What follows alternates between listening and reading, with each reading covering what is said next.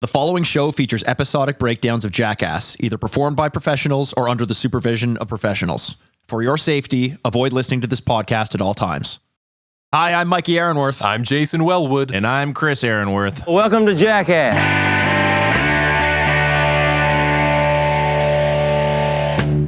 Welcome to Jackast. It's the podcast where we're on a path of destruction through every single episode of Jackass. We're three lifelong fans of the show, reliving the belly laughs, bad ideas, and broken bones. It's a sad or happy day because we are doing the final episode of Jackass Forever. It doesn't mean it's the final episode of our podcast because we got 4.5 coming right off the jump. Yeah, we do. We're pretty fucking pumped about that. Exactly. 4.5 starts next week. So if you haven't seen it yet, make sure you do. Chris, your voice is like full-on radio star today. What's going on? What happened? Yeah, let's talk about that. I don't know what to tell you, but it feels like I'm sounding a little bit more deeper, right? Yeah, you were nasally. You were like a little nerd last week. I don't know what that was about. Well, I had a headache. I don't know if that had something to do with it. I've been smoking a ton of cigarettes. Maybe it's kind of giving me that cool voice that like you're like that. Cool You're like that rock guy have. from Smoking Aces. Remember that movie, Smoking Aces? He's like the guy who tries to be he can like shapeshift almost, like be a bunch of different people. And there's that one scene where he's like spraying shit in his mouth and like smoking a bunch of cigarettes to get his voice lower. That's what you're doing before each show, and it's working, Chris. Let me tell you. That's it. That's Well, it, thank kids. you, Mikey. Better start smoking now if you want a deep, manly voice like Chris over here. Just Do I make you horny? Honestly, All right. a little bit. Yeah, baby. It's not weird because they're not brothers. They're not. It's all a ruse, really. We just put that on. They actually never met in person, which is why there's so much sexual tension on this show all the time. Figure that one out. Hey, guess what else? You want to talk about sexual tension, guys? I want to talk about this next one, which I think we just jump right in. I think we blow the load right now. Hey, well done. You will. Huh? Because if you remember last time, we left off with the electric dance floor, but there's like a part fucking 3 to this sketch where after everybody's done being electrocuted, Dave goes immediately outside and there's like a Hollywood director's chair set up and they plop him down on this thing and he thinks, oh, it's an interview for the movie. And they ask him, hey, Dave, what was your favorite stunt, Dave? And Dave says, with me in it? Yes, Dave, that's why we're asking you. It's the Firehouse Rodeo, and he doesn't get much further than that until all hell breaks loose in the form of 5 gallons of pig cum falling from the ceiling. How he didn't see that, I wonder how they concealed that. I'd like to know. Oh, a big vat of pig cum hidden. Chris you'll have to fill me in on that, but it's what they call the boar cocky, which I just absolutely great love. name, by the way. Great name. Chris, how do you think they concealed that vat of cum? So by cheating ahead and watching 4.5, number one, Jay, you'll be very happy. Spoiler. He wasn't the only person that got hit by this. And there's way. also what they did is they had a big like circular skylight type thing that looked like a big kind of a lantern above them, and I guess that's where it was all stored. Yeah. That means they used the pig cum as like a diffuser for the light to make it nice and soft. Does that mean the light would look like a disco ball because it has all the little sperm in it swimming around? Like it looks like you got shadows moving all around the room? When I was a kid, I actually thought that when you came, you could you had little because when you look at a sperm under a microscope, you can see it like its little tail moving. I 100% thought that when you come, you had like a million of those little things in the palm of your hand or in your thing of Kleenex. Wait, so did you think that you just had a really small sperm count? Like you only shot out 3 or 4 of them? And you're like, man, I'm not seeing the tails on these guys. Or did you realize they were microscopic? No, you know what? I figured I could just grow into it like they're fucking sea monkeys. Like one day they're not going to be there. And then you wake up one morning and you got a bunch of little shrimp in your water. Yeah. That's why Mikey had a bunch of fish tanks in his room filled with he did. He actually did. I went in there and I turned on a black light once. I'm like, why do you have all this glowing water? Looks like a murder scene in here. He's just trying to grow the sea monkeys, Chris. We call them sea menkeys, the way that I was doing it. Thank you very much. I just love that after this happens, Dave's like, he's not really sure what to make of it. He's already, like we've talked about it on our initial impressions episode of the movie after seeing it in theaters, how he's become like a man that is, he's the definition of PTSD. Yeah. He's been hit with the cum. He's looking around. He's like, I just got shocked so many times. Like, what's going on? And everybody runs out from the back. They're laughing. And if you watch Knoxville, he's so excited to be the first one to tell him what it is that he just points and he says, it's pig cum. What? It's pig cum. And Dave starts spitting up. He's just not happy with this The best part about that is like when you grow up on Jackass, like as a Jackass member, not that I would know, but I get the impression that you've just had everything done to you at some point or another. Like the way he reacts to it being pig cum, he's just like, ooh, that was pretty rough. What was that? It was pig cum? It was pig cum. Okay, it was pig cum. Like it's just so normal to him. As if he like took a sip from a drink. He's like, what is that cilantro? There's cilantro in that. A cilantro syrup. Wow, I didn't know you could do that. Like he's just so water off his back or cum off his back, I guess you could say. Like I'll finish the glass of pig cum, but I'm not going to enjoy it. Yeah, exactly. I don't want to do any spoilers, but in 4.5, this whole scene is elaborated on so much. Mm-hmm. Like you're going to be very happy, Jay. There's so much enlightenment into what's about to happen. Dave speaks about it. Other people get hit, and I cannot wait for that time. You know what would be great? If they brought Dave England in to do an interview about the pig cum and they got him with more pig cum. I would be so into that inception or maybe conception, depending on where the cum goes. Yeah, he's talking about the pig cum, and then it turns out his seat is actually a fire hose. And they turn it on. Yes. I didn't expect that. I do want to hear the story he was going to tell about the fire hose rodeo. I feel like I've heard him tell it before because I know he's like really proud of that stunt. But I just want to hear Jackass kids talk about Jackass stunts all day long. There you go. And there is a great line of the movie in here too. After he finds out that it's pig cum, he's spitting out everywhere, trying to get it out of his mouth, and he says to everybody, "I'm a vegetarian." And I just think it's like so clever that I don't know if he was serious or not. Just the way he delivers the line is brilliant. I think he was serious. 100%. Why would that not be vegetarian? What do you mean? Do we have to go over the sea monkey thing You're telling me vegetarian or? Girls don't give head or swallow cum? Vegans might not. I mean, they're pretty strict. No wonder I've never dated a fucking vegan, man. Holy shit. Jesus Christ. I tell them I don't eat fish. Hey. They do. They just spit it out into a sealed container after and drive it down to the lab to donate it. No, not the lab. They set it free in the water. That's better. I like that. Don't say goodbye. Don't say goodbye. It hurts too much. Oh.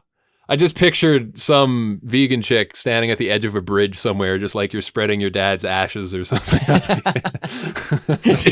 the jizz. It's so fucking gross. The best part of this, though, is that they do an instant replay. It's like you're watching a hockey game here, folks. You might have missed the goal, so here it is one more time in slow motion for you. And Tremaine is egging everyone on, saying, watch, everybody be quiet, watch this. And as Dave is getting covered in cum, jumping out of his seat, he opens his mouth, which is mistake number one right there. You see one single drop land right on his tongue.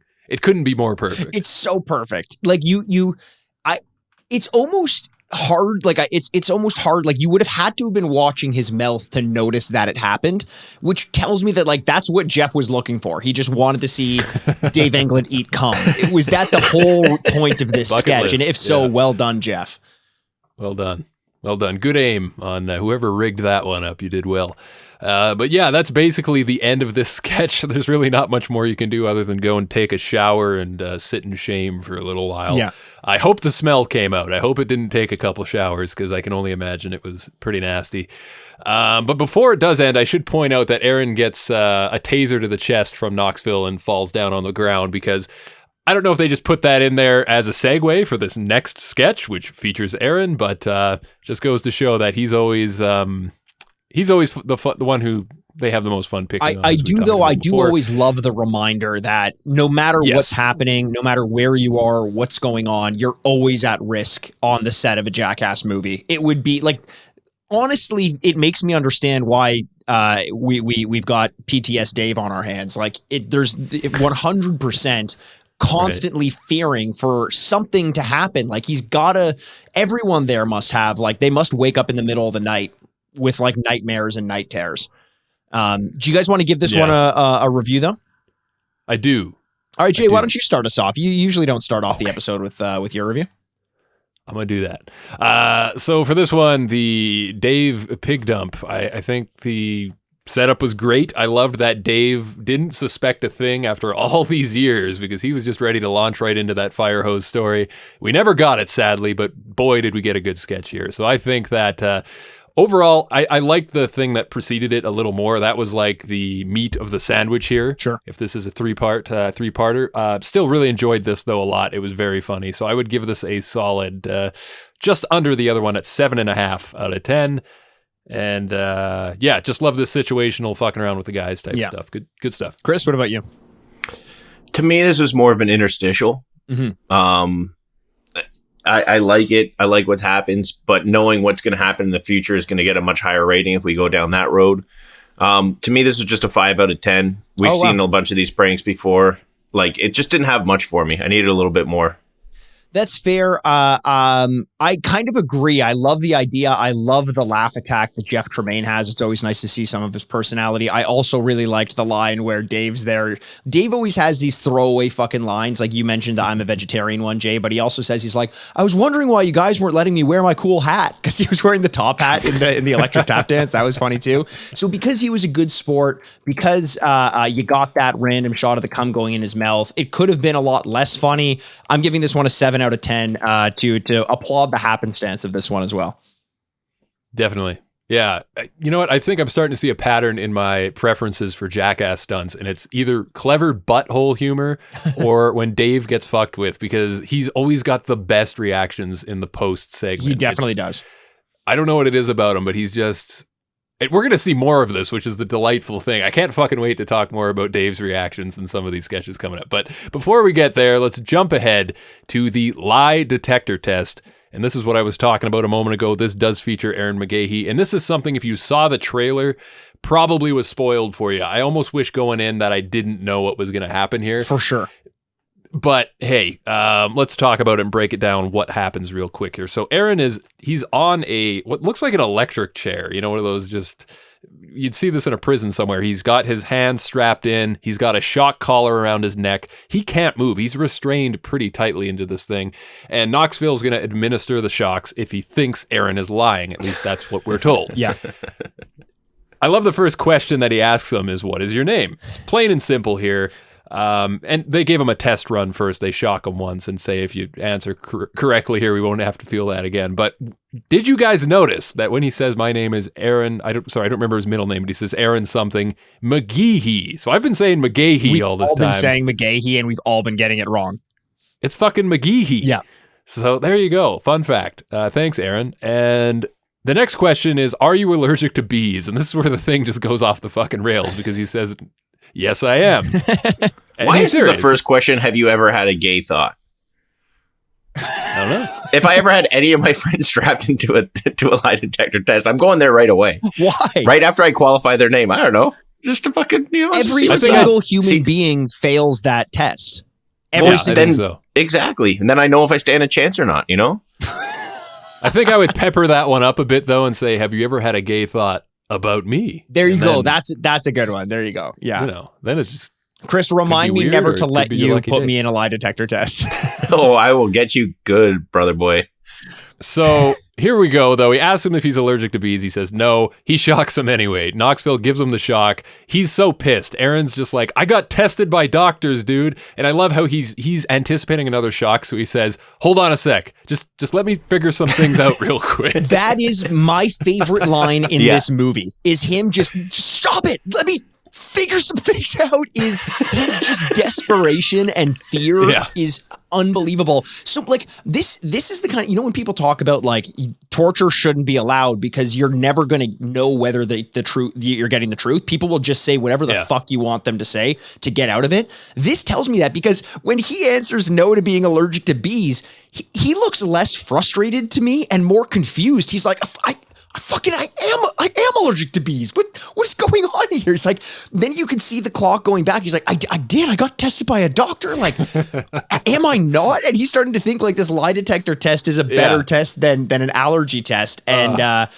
man, I think I would rather be waterboarded than strapped to a chair and subjected to whatever Johnny Knoxville has up his sleeve, because he's a fucking sick freak. He's sick. What about Chinese, like the tapping torture, the water torture? The water torture. You've done that to me with I your know friends. you've passed that test numerous times without choice. We just pinned you down and did that to you for a long time. Yeah, Jay, that's a true story. My brother was fascinated by the concept of Chinese water torture as a kid, which is where they hold you down and they drop a single drop of water constantly on your head to the point where it eventually, after hours, feels like it's like a cement truck hitting you in the head. And my brother wanted to see if this would work, so he invited his friends over and they grabbed just a handful of pickup sticks, pinned me down, and just rammed it against my forehead for about 20 minutes. And I went to school looking like I had fucking Swiss cheese disease on my head, like holes and bruises and tiny little lumps all over the place.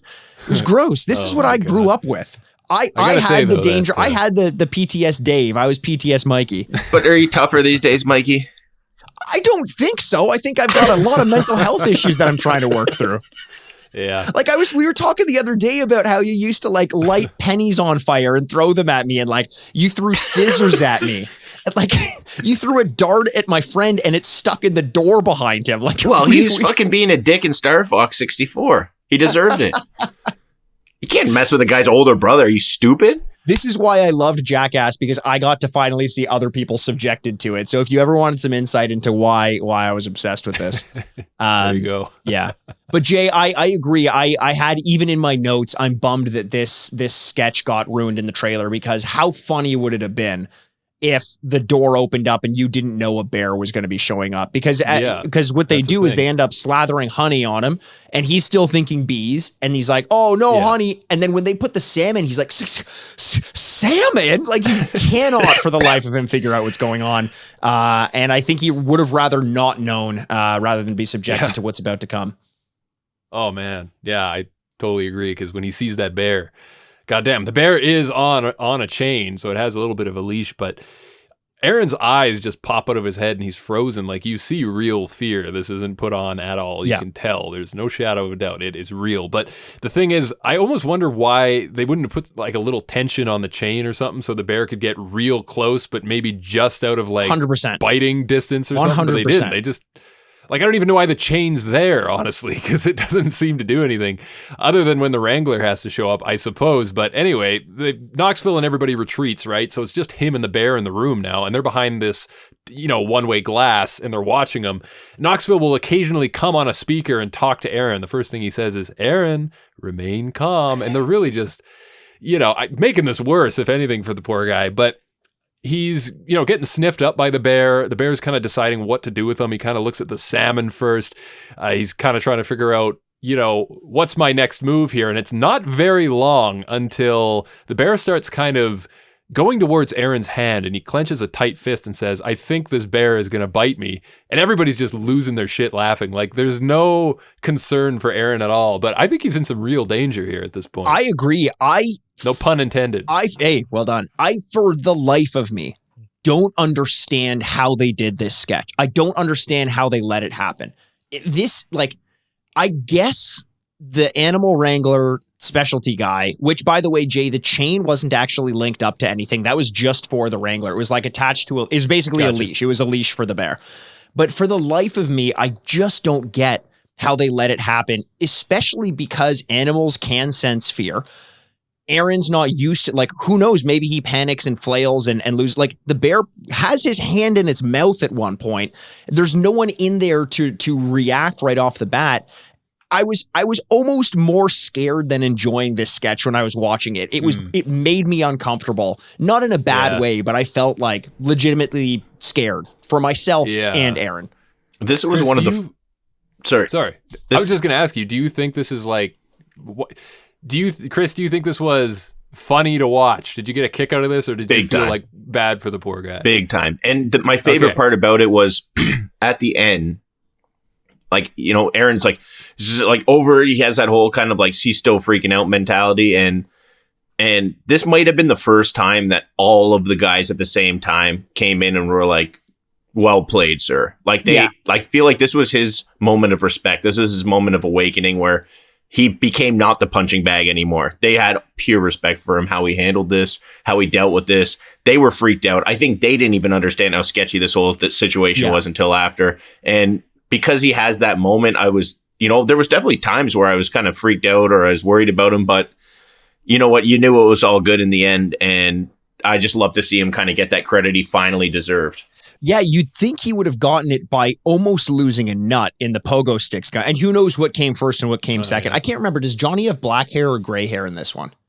I think it's black. Okay, so this was earlier on in the filming, so maybe that was the moment. Maybe it did precede the cup test 2.0. Here's something to pay attention to if you go back and watch this sketch. I know that this is real. I know that the bear is in the room with him. I know that he's terrified because he's legitimately shivering the whole time. And especially at the end of the sketch, he's shivering. But there's a moment, if you watch when they place all the salmon around him, they place it on his lap, and that's it. There's one camera angle where the bear goes underneath the belt, and there's a bunch of salmon tucked in the belt, which is not there in the first scene. Which means at some point someone came in there and did more to the scene. They added more salmon, or maybe the bear wasn't paying attention to him and they wanted to get some more shots. Part of this is not staged to say that it's fake, but definitely they broke, set it back up, and filmed again. Still real and still fucking scary, but something to look out for if you're rewatching it. Well, again, in 4.5, you'll see there's more interactions with the bear. Oh, is that true? Okay. Yeah. Okay. Yeah. Things got shuffled around probably then a little bit. That makes sense. I think overall with this one, I'm very confused with this one, guys. Like, I don't know how to feel about it because on one hand, I get it. It's a Jackass. It's supposed to be dangerous. Like it is. It just is. But I don't know. The man doesn't even have a fraction of a shot at escaping here. Like, he's so strapped into this fucking chair. There's a part where he struggles, and you can see this is nothing like those Marvel movies where the guy breaks out of the restraints with sheer force of will. Like, he can't fucking move. So I think part of me feels like it was a little unfair. Like, they didn't even give him like a sliver of hope. He's just basically fucked. And I think that's why part of me doesn't like it, even though much respect to him for agreeing to do it, not knowing what was coming. Yeah, I feel like I enjoyed it, but there's a part of me that's like, I don't know if I did. And I guarantee you there's got to be at least one person who was in the Jackass group that feels the same way, like, hey, we shouldn't be doing this. Yeah. But they didn't say anything, but they were definitely thinking it. I feel the same way, Jay. I really do feel kind of conflicted in it, so I'm curious to see where your score lands. You want to lead us off with that? Yeah, for sure. Let's jump in and do it. Yeah, so fuck, you got to add another guy to the PTSD pile because afterwards, poor Ehren couldn't even be touched. Yes. Like, is it over? Is it over? Yeah. So I don't think this one rates as high for me. Honestly, it is intense as fuck, and it's a nail biter. But yeah, oh man, this is actually really hard. I'm not 100% sure where I land on this. I'm probably going to sit in the 6 range, at most 6.9 out of 10, just because it is impressive. But there's part of me that it just didn't feel right. I don't know what it is. So, well, I'm going to jump on here and even that score out big time. It's all the good, inner bully in me. I just talked about Chinese torture. So you know what? Fuck it. Why punish the victim of bullying because he's being bullied? Give him the praise that he deserves for being in the sketchy situations, the way I look at it.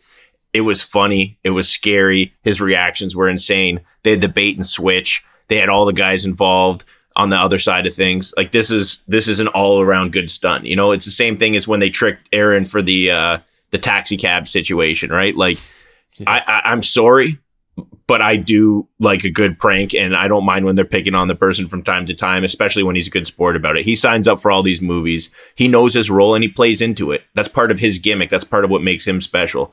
So I don't want to like victimize him and take away from his ability to understand the situations he's in and play into it. You know, he's a grown man, and I know what he's doing, and he knows what he's doing. So I'm giving this a 9.5 out of 10. Nice. I feel like I'm sitting in here as the judge. You guys are. I'm going both ways on it because I understand, Jay. Like I completely get where you're coming from with this because it feels like there's an element of cruelty to it in a weird way. But I also think that it's an amazing stunt and it all worked out. And because of that, I do want to give it a rating for what it made me feel at its best, which was giddy with how dangerous it was. Like, it's Jackass. We've all had our senses kind of worn at the edges a little bit, right? Like we've seen such crazy things in this. To have a stunt that makes me clench my butt cheeks together like this one did is impressive, and they found a way to do it without anyone really getting hurt. Jay, you mentioned it was intense. I totally agree with that. Like what you wouldn't want a bear to be on your camping trip. Intense. That's such a me joke. I'm going to give this one a 9 out of 10. Nice. Oh, wow. Okay. All right. That's good. Brothers! I see where you guys are coming from, though.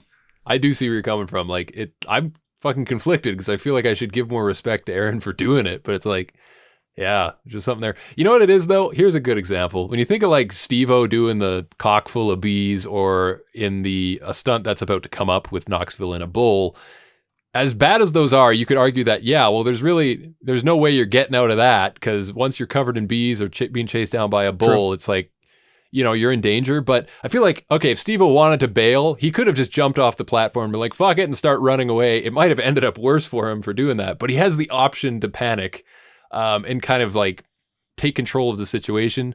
Knoxville has that with the bull. Like, yep, you can face off with the bull, but if you just want to head for the fence and jump over, you could. Ehren, on the other hand, is like, yeah, good luck, buddy. Like, if they don't come save you, you're getting eaten by a fucking bear. It's almost like if cops put something in our car that as soon as you went over the speed limit, you got a ticket. It's like, give me at least the option to control where that line is and how to potentially get away with it. It did feel a little bit like you're just subjecting him to this. And I think that is part of what made, like, the reason it worked is because it made me uncomfortable. So I can't excise that from my score. I think you and I feel the same way. We just ended up going two different ways with it. Yeah. Yeah. And at the end of it, everybody's clapping and cheering him on. And he seems like he wants to smile for the guys. He's like, okay, I'm just glad it's over. He's not sitting there like crying and scarred for life. Yeah. Like, not entirely anyway. Not at least yet. Not yet. Not yet. I mean, it remains to be seen in 4.5. Maybe we'll see more. And I'm excited to see how that kind of expands. But until then, let's move on to the next sketch in the main film here. This one is one that I actually forgot was in the movie until it popped up. And it took me a second to kind of recall what are they doing to Pontius's dick here? Because they seem to be attaching some sort of device. I love how uncomfortable Poopies looks from the couch behind Pontius. Like he's biting his nails a little bit. He looks like whatever's about to be strapped onto Pontius, he wouldn't want this thing anywhere near him. This is the ping-pong pecker, I've coined it. Basically, if you don't remember, they've got two pieces of clear, like plexiglass or plastic or something. They just sandwich his cock in there and they screw it together as tight as you can get the thing. And the dude's dick is just like flat as a flat tire. It's ridiculous. Did anyone see the post that Pontius just did on his Instagram? Yes, no. I did. He's talking about the 4.5 being released and you see him just kind of popping one of those things up and you're like, oh my God, he's got it back on. But he pans out, he just has it in his hand, but it's pretty good. Yeah. That image of his flattened penis is, to this day, maybe one of the most art. Yeah.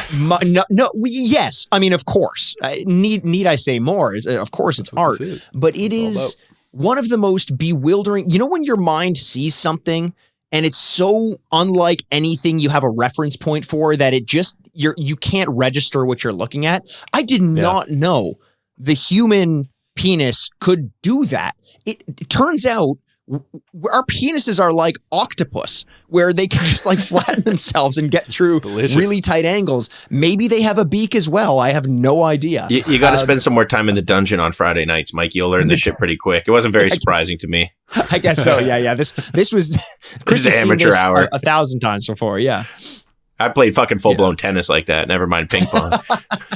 Yeah, Chris has got one made out of sandpaper. It's great. Oh, God. Wait till you try that out. Oh, God. The weird thing, though, that Pontius tells us is that, hey, it doesn't really hurt at all, which it looks like it hurts like a fucking bitch, but he says it doesn't hurt at all, it doesn't. which is Yeah, that's the thing, right? So I think with this, though, I just love that it's in the movie because it's so fucking stupid. It almost doesn't really amount to anything. They don't get a whole lot of footage out of it, but you definitely... At least half it's of like footage, Mikey I'd said. say. Yeah, it's like you didn't even know this. Oh, God. Always quick with those ones. But it's like you said, Mikey, it's like you didn't even know this is a thing that could happen. And I just appreciate that it's here to show us that, if anything. It was like a little fucking science experiment or something. Did you guys like his comment here when he says, people keep asking us, what will Jackass look like when we're older? More mature, as he starts beating his cock with the ping pong ball that's attached to the paddle. It's the thing I love about this one, that comment included, is that it just becomes so aware of itself halfway through it. Like everyone's aware of like, what do we do with this now? Like no one has an idea of like how to turn this into something. And in a moment when I'm watching it, like halfway through this segment, I was looking at myself. I'm like, everyone looks really bored here. And then I thought, I don't really blame them. I'm kind of bored too. But then it occurred to me, like, how fucked up is our world that a guy squeezing his dick in between two sheets of acrylic and wrenching them together in a vise and playing ping pong with it is boring. Imagine showing this to someone in the year 1930. It would be the talk of this would make world news if someone did this in 1930. A, I don't even know if plexiglass existed back then. B, the idea of squishing your dick in between it and playing ping pong. Like talk about the frog that gets boiled in the pot of water. This is just like us not realizing how fucked up we've become because we're watching this like, I don't know. I could take it or leave it, to be honest. Dude, how many squish dicks do we need to see over here? I just hope the Olympics committee is watching, is all I'm saying. Yeah, exactly. We could go for another sport. Oh, God. And you're right, Mikey. It like if you saw that in like the 1920s or something, you could fucking take that show on the road, baby. I think honestly, I'm not kidding. If this happened in 1930, I cannot imagine a scenario in which World War II happens. It's all we would be talking about. That's the only thing that would be on anyone's mind. Hey, you heard about this guy who's like trying to bring Germany back from the rubble? Yeah. Have you heard about this guy squishing his dick in between two sheets of acrylic? That's way more interesting. Well, Hitler would see that it was circumcised and have a whole new faith in Jewish people.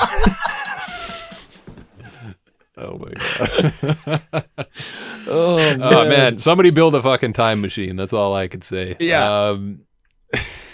This pretty much ends as soon as it begins, but man, is it a nice little slice of it's a nice refresher. It's the pickled ginger between your and a amuse-bouche. Your California roll. Oh, there you go. And an amuse-bouche. I'll give this one a rating because it's short, but it's long enough to and weird enough to warrant a little bit more conversation about it. There isn't much there. It is hilarious that it happens and it's weird as fuck, but I think they all knew that there wasn't enough substance here to keep it in the movie, and yet it existed because of how strange it is. I'm going to give this one a 4 out of 10. I'm going 6.9 out of 10. Fitting. Nice. Hey, do you guys think there could be a version of this, of Nutball, except you get to use the paddle as like a defense? You know? That'd be pretty cool. I like that. Yeah, this one was fun, but it's definitely not stealing the show. Like I said, I had forgotten it was there, but when I saw it again, I was smiling and laughing. But yeah, it's definitely not a show stealer. Just 5.5 out of 10 for me. But hey, who knows? Maybe one day we'll see it return in the future with bigger and better things. Who knows? Maybe in 4.5. We won't see it bigger and better with Poopies, though, because as we hear in the credits that he's got, as Pontius so eloquently puts it, he says, Poopies doesn't have the biggest penis. Not the second biggest either. Well, that's why he was so nervous when you're talking about how Poopies was nervous looking at it, right? It's funny. Yeah. Well, he says that in the credits. One of the funnier moments is in the credits, and I'm sure we'll kind of do some rapid fire stuff about the credits when we get to it. But at one point, Poopy says he's like he's talking to two people. He's like, "That's what I was worried about, was showing my dick to the whole world and them seeing how small it is." And no one comments, and you just see him look around like, "Oh fuck, that's not even funny. It's just sad." Like everyone's just like, "Yeah." I was like so uncomfortable when I saw that. Man, well, they don't call them peepees; they call them poopies for a reason. Yeah, there you go. But back at the bull ring, it wouldn't be a Jackass movie without the fucking bull ring. And I kind of already spoiled it, but hey, I'm sure if you're listening to this, you've seen the movie anyways. Knoxville is going to go for one last ride. I don't know how he's going to get in there with this thing again.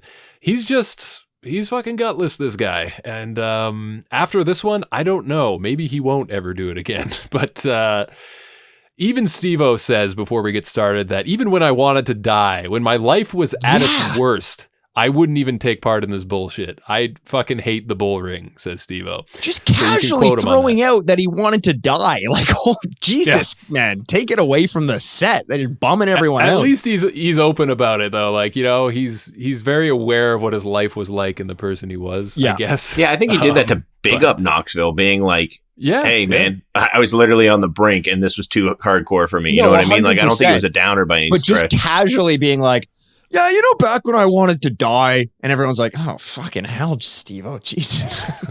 Trying to have a good time here. Yeah. Do you have to take a shit or anything? There's a porta potty over there. Go yeah, exactly. But Knoxville is all suited up in a tuxedo. He looks like a fucking magician, folks. He's got the top hat and everything. Now, he pours a milky white substance into the hat. Later he refers to it as milk, but I was almost wondering if this is just leftover pig cum that they needed something to do with. They're like, you know, we got to get rid of all this pig cum. It's cost us a fortune. So he dumps it in the hat, puts the hat on, he's ready to go. But this doesn't last long, guys. Like, he gets in there and the bull kind of chases him around for a bit, and it's not long. The first shot, he's already hit, does a gnarly flip, and no dodge, no escape. Knoxville's on the ground and he's snoring. It's kind of like when he got knocked out by Butterbean in a department store. Yeah, they put him on a stretcher in no time at all, and they have to take him out of there in an ambulance. It's pretty grim. It's a moment that is you know, there are a few moments like this in Jackass where it stops being funny, and that's definitely this one as well. It's so serious. The hit is funny. The you know, the dressings of this being a magic trick was funny.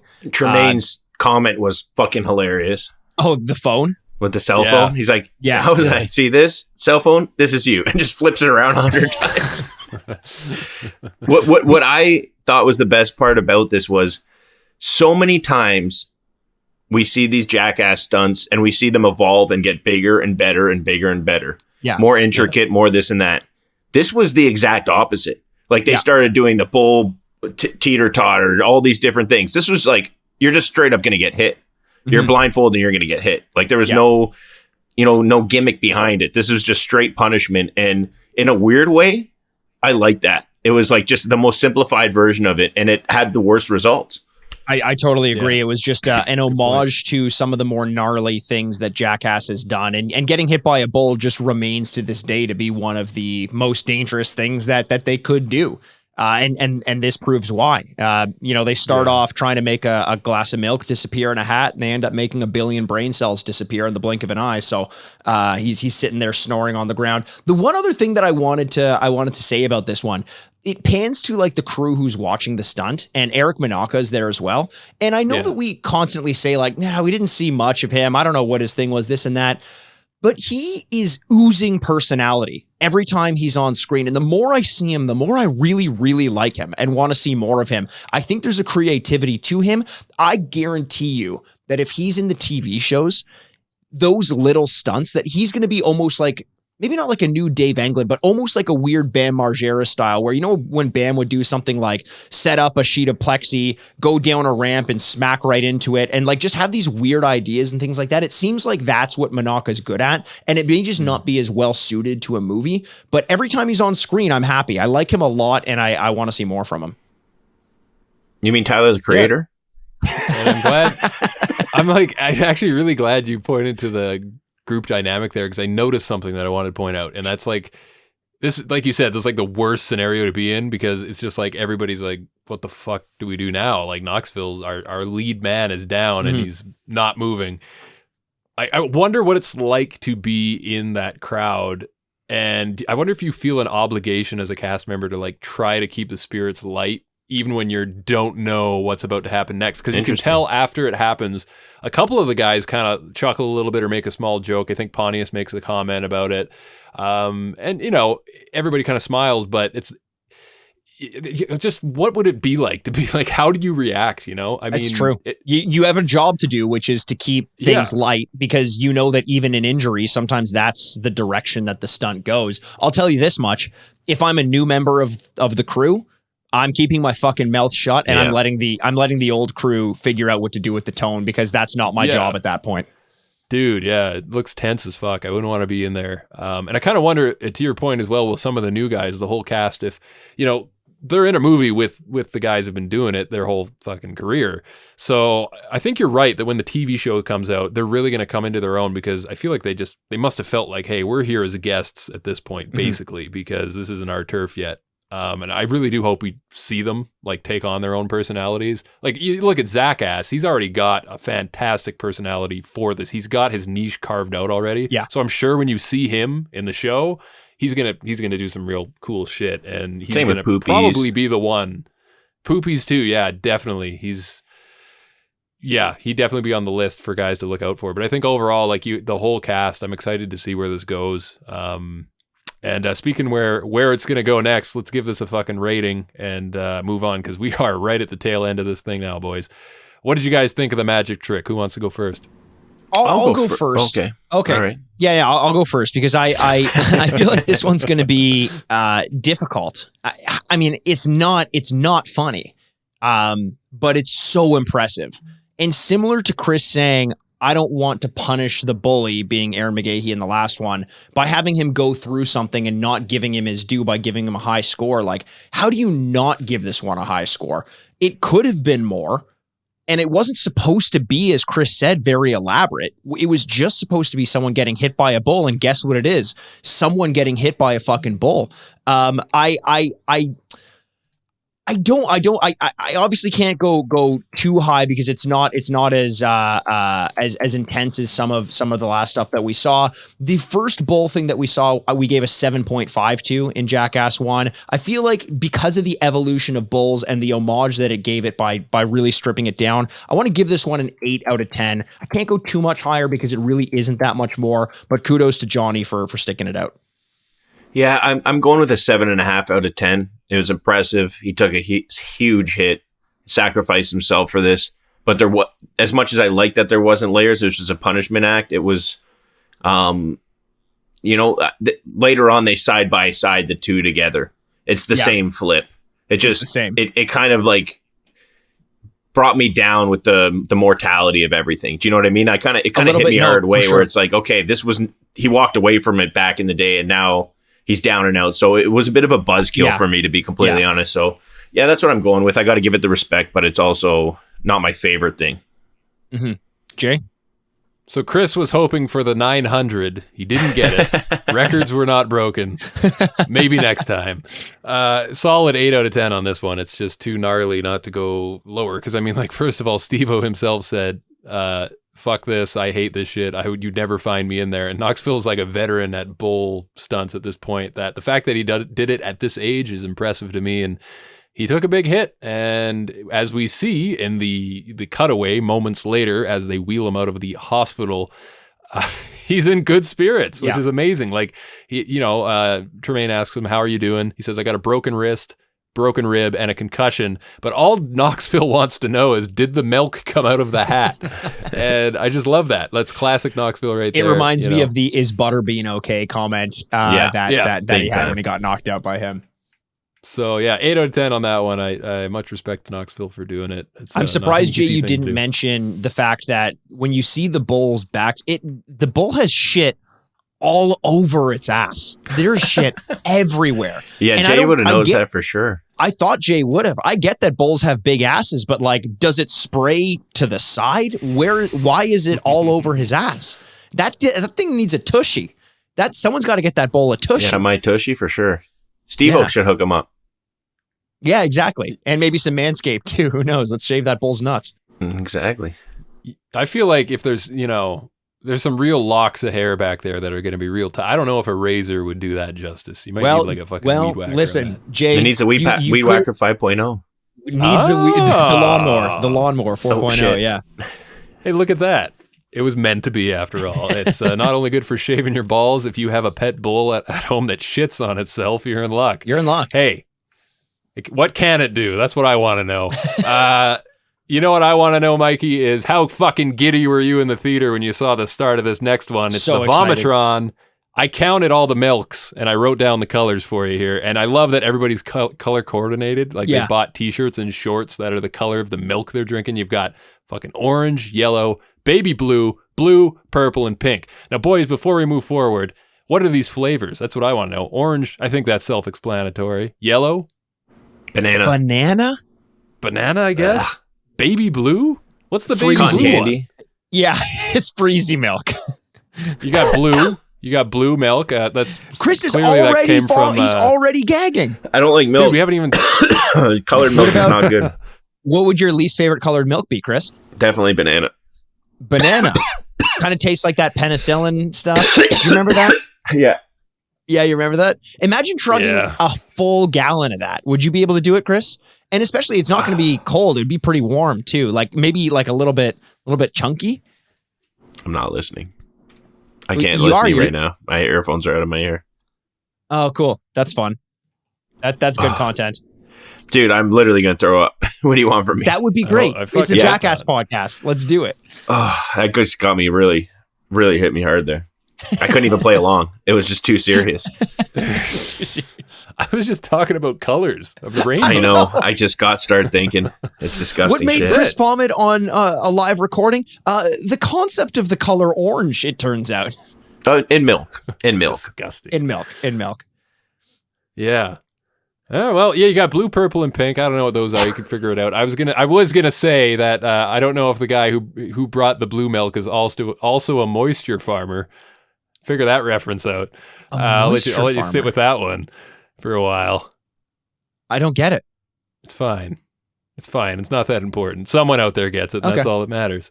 Listen, we already know how this ends up, though, guys. We've seen the movie, but I love how excited everyone is before they know what's about to happen. You know, this is like a dream stunt, and it has a lot of the younger crew in it. It's like a mix of both. So I love that there's a lot of giddiness. There's a lot of like, fuck yeah, I can't believe we get to do this. This is classic, right?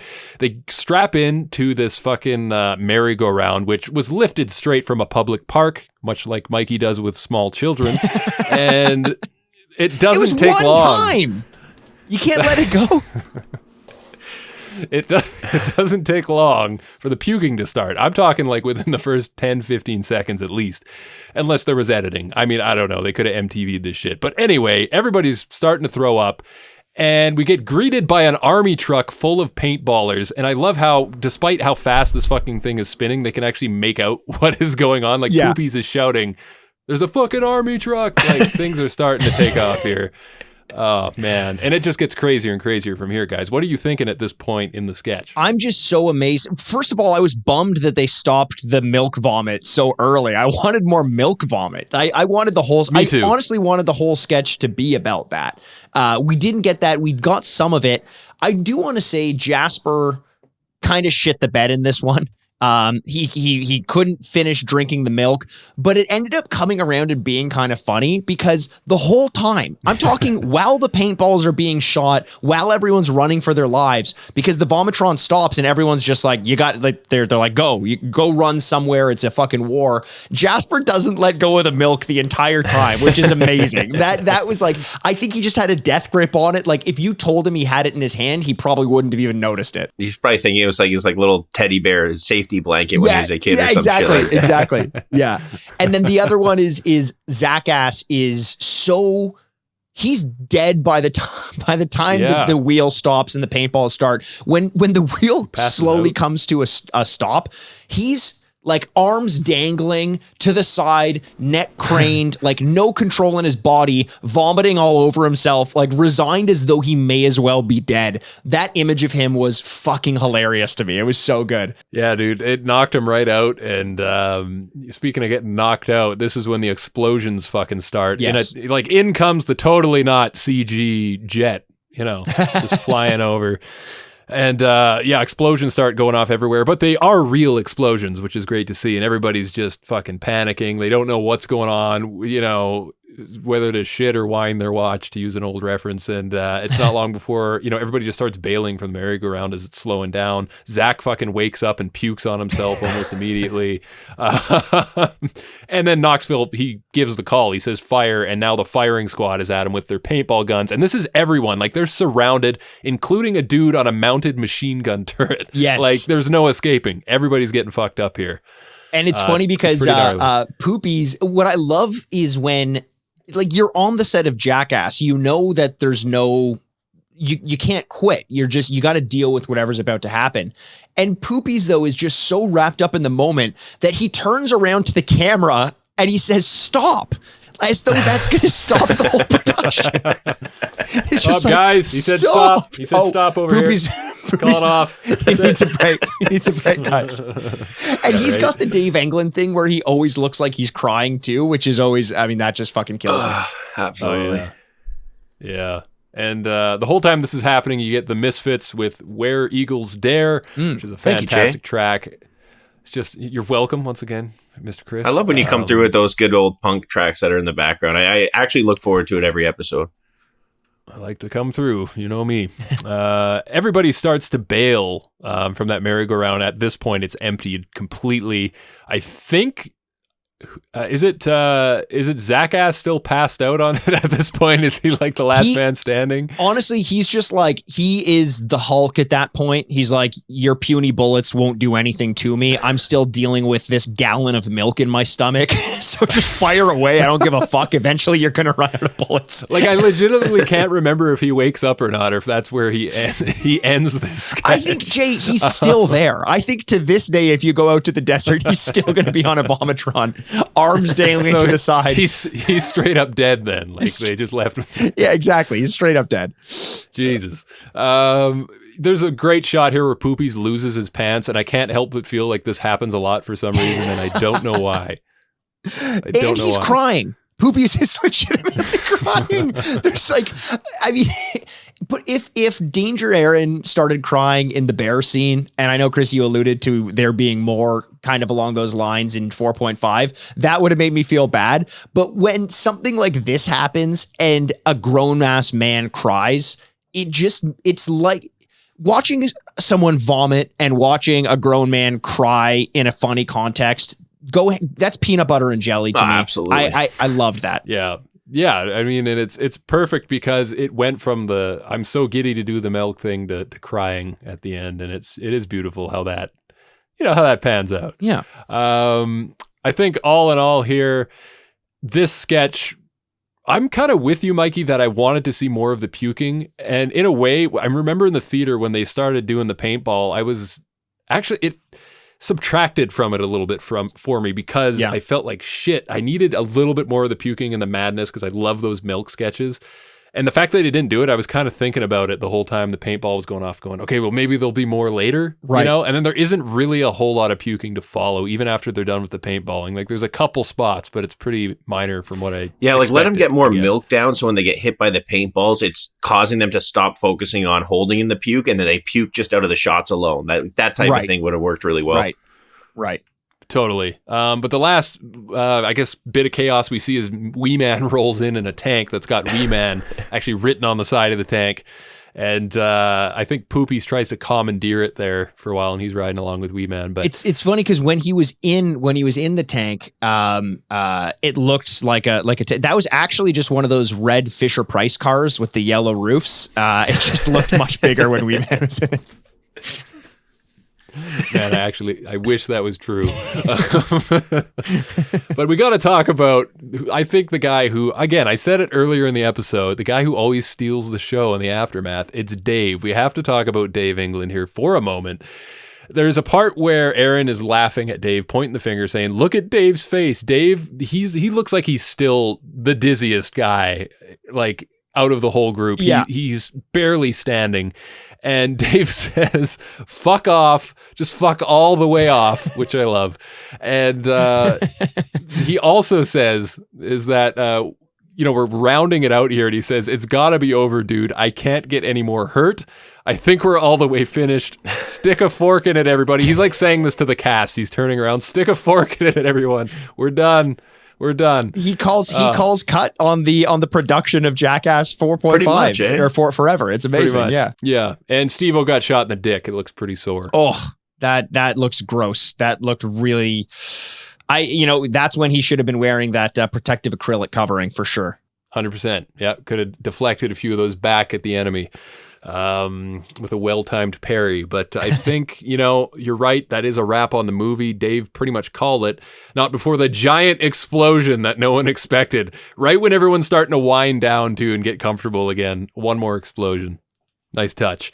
We get the classic twang of the guitar, and that's the end of the movie. The credits do roll. We've made it to the end of Jackass Forever. Yeah, not without giving this final one a review before we get into those credits, I think. We don't always review the last stunt. I'll go first on this one and just kind of lead right into mine. Sometimes it's just a closing number or something like that. And it doesn't always warrant a review, but because this one is kind of organically wrapped into a stunt that turns into the final scene, I actually didn't expect it, and I thought that worked really, really well. It was a huge production, lots of explosions, bit of sentimentality, pain, vomit, chaos. All the cast is involved, and as much as I think that some of that took away from the vomit, I think that the vomit and the milk was kind of to fuck with you as the viewer because they didn't want you to know that you were leading into the end. So I have to forgive them for it. I still got some throwing up. I think as far as ends to movies of Jackass go, this is pretty fucking good. I'm going to give this one an 8.5 out of 10. Yeah. See, I'm not going to lie. It just didn't do it for me. Oh, really? Yeah. I wonder why. I don't know. The puke thing. It's surprisingly, I would have wanted more of the puke thing as well with you guys. Really? But it just, when I heard that twang of the guitar and realized that was the final thing of the movie, it just didn't seem like that was good enough to be the end of potentially Jackass in general. Like I wanted something different, even if it was one of the old productions and they kind of did that type of song and number dance or whatever the case was. It just, if this was maybe a throw in somewhere else, I would have liked it more, but I have to kind of judge it at a higher spectrum just because of how significant that could potentially be in the history of the franchise. True. So to me, I'm going with a 5 out of 10. Oh, wow. Yeah, okay. I really didn't enjoy it very much, to be honest. Chris, I didn't even think about it till you said it, but I think you make a really good point. Yeah, there was no like song or dance fucking number or like usually they do a spectacle. I mean, I believe in Jackass, the first movie, they don't really do that, but they kind of established that tradition later. And yeah, it was absent, and I didn't even realize it. No wonder it felt kind of weird that was the end. Well, you guys would have preferred a song and dance number, though? Well, no. Even maybe not that, but just something grand and like a spectacle that they clearly had to like plan out and have something. Oh, that's so weird because I think that to a T is this. I think this really? Like a war scene has to be coordinated. Sorry, so actually, okay. I don't want to step on your review. We can talk about that after, but get into the score. Yeah. No, you make a good point though. Like, yeah, I guess when you factor that and you have the army showing up and stuff, and that was cool. Like it. I don't know what it is. I don't think I'm going to go as high as you did, Mikey, on this one, though, because I remember that feeling in the theater of like, fuck, you fucking baited me with the milk thing as a viewer. I love this. I want this so bad. And then I didn't really get it. And it made it harder to enjoy what I did get. And that's just fucking entitled spoiled brat over here. But listen, like, it's still a good ending. It's just, I kind of wish there was some icing on that cake. It's a very delicious fucking cake, but it just needed a little touch more, especially for this movie, which you think of the gap between this and Jackass 3. I don't know. So overall, I better just get to the fucking number already. It's not going to be as high as Mikey, but it's definitely going to be above that 5 mark because I appreciate the effort that went in. So I think I'd sit at probably a 7 out of 10 on this. Okay. I understand. And to be clear, I also felt very dissatisfied when this happened, especially the first time, because I was like, that can't be it. It did feel a little bit underwhelming. But I think that's because they took a big swing. They wanted you as the viewer to not know you were going into the final stunt. Whether it ended up landing or not, that's different. But I also think the ends of all the Jackass movies I've always found underwhelming. And I'm not reviewing this to the rest of the sketches in Jackass. I'm reviewing it to the rest of the closing segments of Jackass. And in relation to those, I think it is kind of better because it's hard to end a movie like this. And I don't think they've ever really nailed it. And this is, to me, kind of the closest they've come. Yeah, that's fair. That's fair.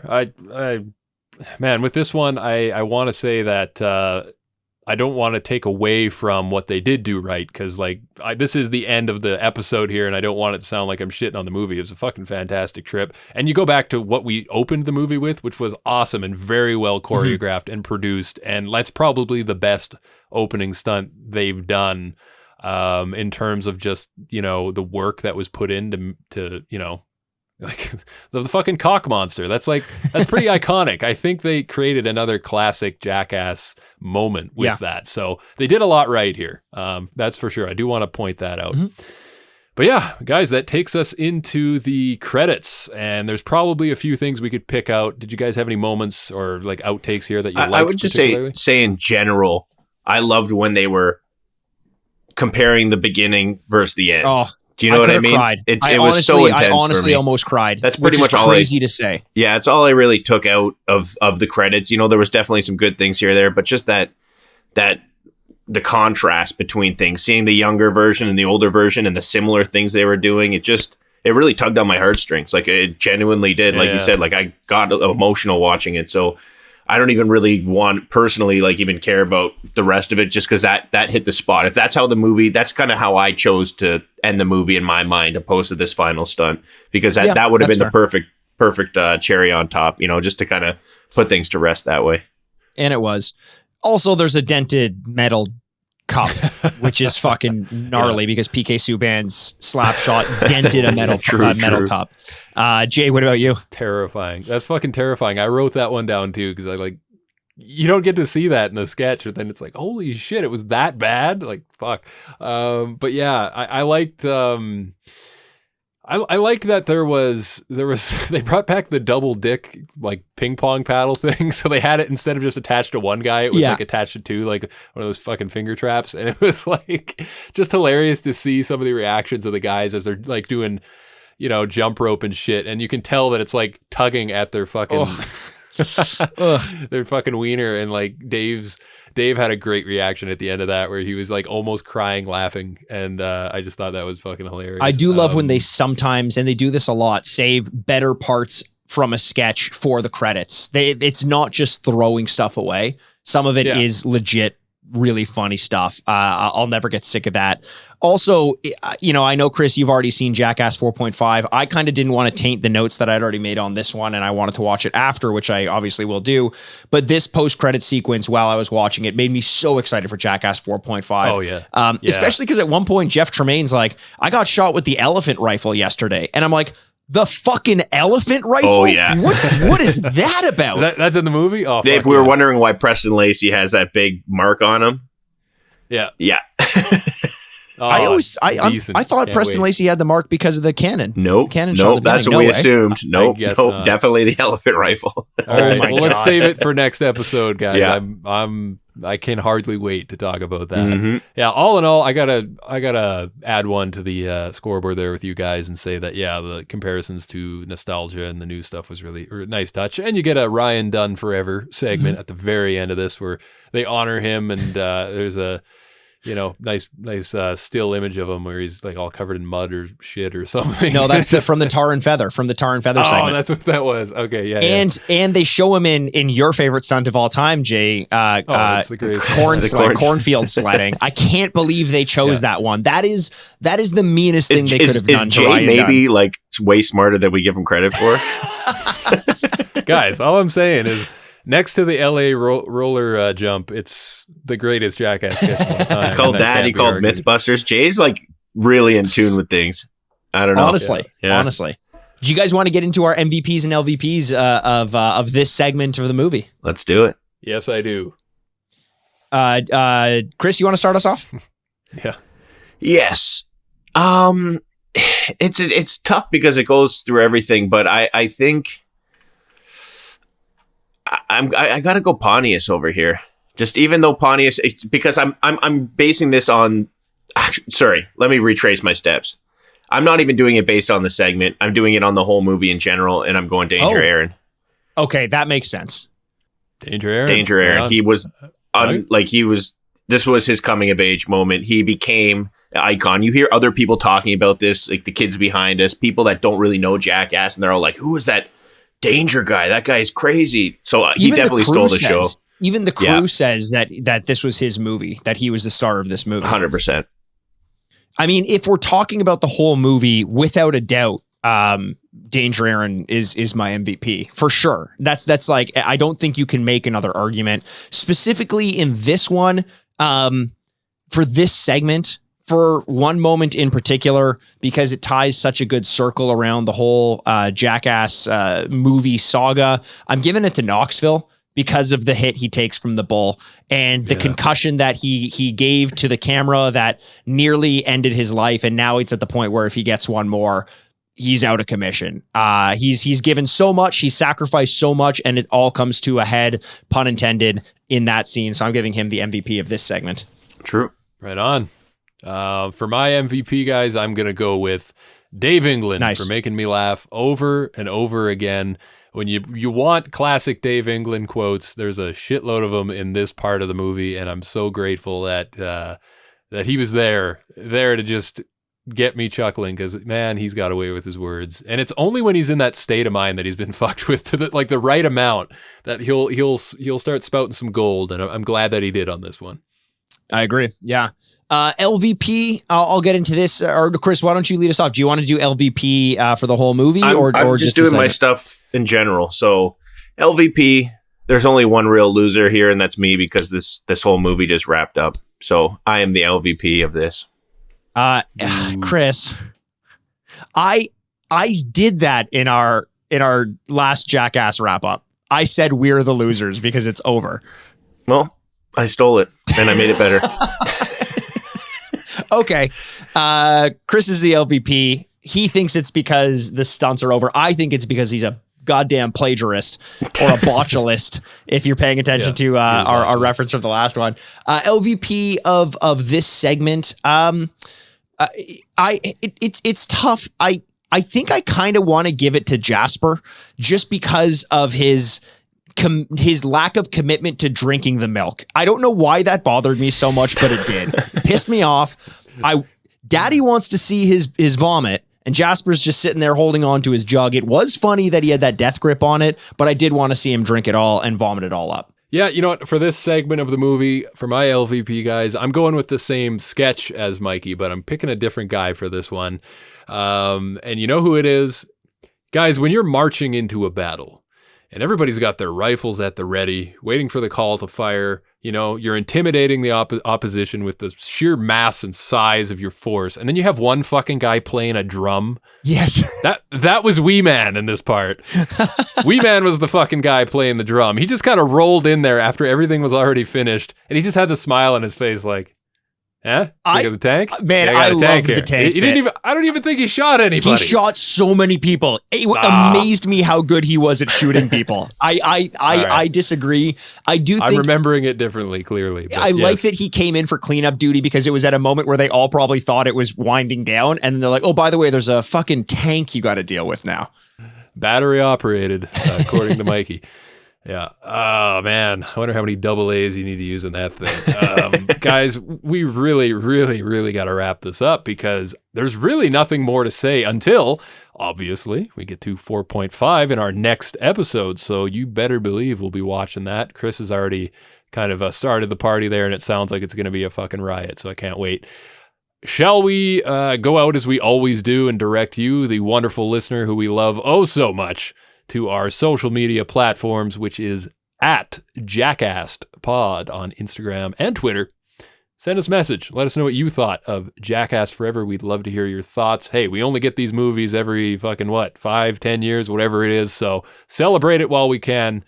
And boys, any closing thoughts on this fantastic entry in the Jackass series? The only closing thought is to all of our listeners who've been begging us to do 4.5, you get what you've been asking for next week, so buckle up, bitches.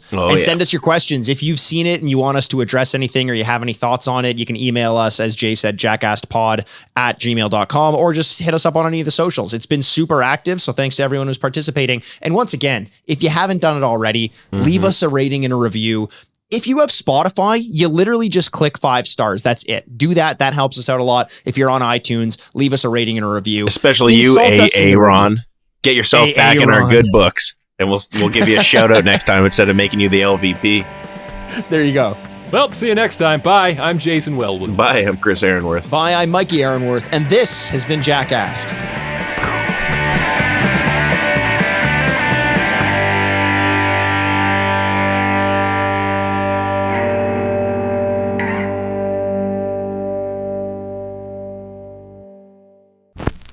Furnished by Sad Styles Productions. Get into it.